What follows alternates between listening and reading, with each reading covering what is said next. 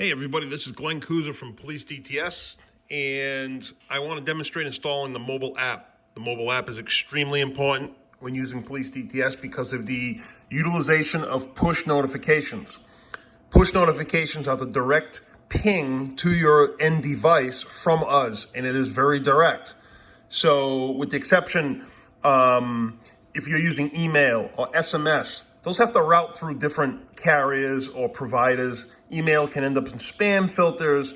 SMS can sometimes be blocked if your department is doing high volumes of communications every day. So you run the risk of not receiving something if you do not install the mobile app. The mobile app's push notifications are the most accurate and most fastest communication in Police DTS. Okay, so that being said, you can use Police DTS from the web portal. You can log in from a web browser on an computer and use a device like a mobile device has a browser. You could use it like that, like online banking, no problem. Some people use it in conjunction with the mobile app. Some people just install the mobile app just for the ding-dings, but just prefer to use their web browser on their phone. That's your choice. But nevertheless, I'm going to show you how with an iOS device here. I'm going to go into the Play Store. I'm sorry, into the Apple iTunes Store. On an Android device, it would be the Play Store. And I'm just going to type in police space DTS, okay? Do a little search, and there it is. I'm going to install it, let it install.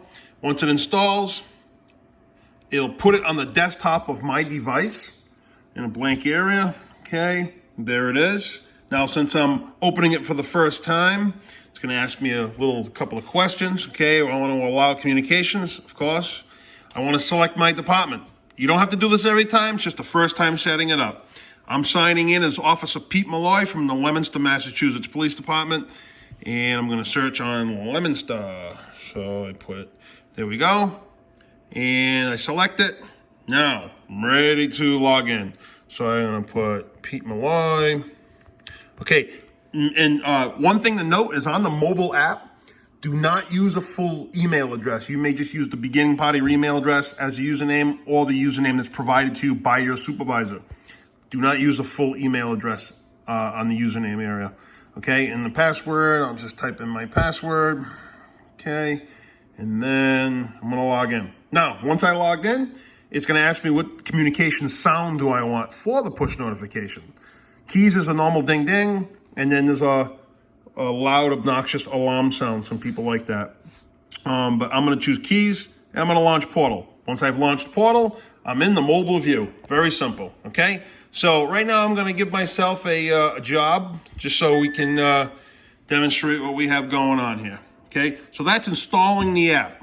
Now, one of the key facets of the app is signing signatures, okay? We get communications, we dismiss communications, we can access all the menus in here, just like you do from the website. We can sign slips, we can do all kinds of things, okay? So that being said, if we look on my dashboard, it's glowing orange, meaning I have a slip signature that's required, okay, to sign. Okay, so at the end of every detail, now this is a key point here. Installing the mobile app is one piece, signing slips is another piece. At the end of each detail, we're now ready to sign a slip for that detail. All we're putting down is the worked hours. The system knows your minimums. Don't worry about your minimums. You might receive, like I did, I received an 8-hour job, and I go to sign it, but I only worked there an hour, okay? So I got charged 8 hours for this job on my bank. However, I'm only working, say, 1 hour. So I'm going to sign the slip, and I'm going to change the 1,500 to 0800. Okay, so what that does is it's going to, number one, I was originally charged 8. I'm going down to working a 1-hour job, worked hours, meaning when I do this, it will now free me up to go and work another detail without this be considered an overlap. The second piece is I'm being paid a minimum for. So I'm potentially being paid a minimum for and working on another detail. So you want to only put your worked hours here. The system will figure out the rest for the pay in the billing of the vendor.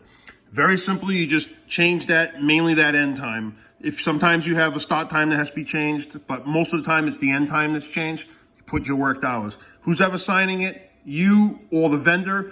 And the optional notes, any kind of notes you want to leave for your payroll clerk, that's fine as well. And the signature, you just sign with your fingers. You know, I can put a smiley face. I mean, whatever I want to do. And then that's that. So we hit submit signature, okay? And it's going to go ahead and do its thing. And that is going to put that signature on file with the assignment in the system forever. So your payroll clerk can see it instantly. You also get an emailed copy, okay? So what we're going to do is look at that copy right now. I'm looking at an email here, and I just got my signature slip, okay?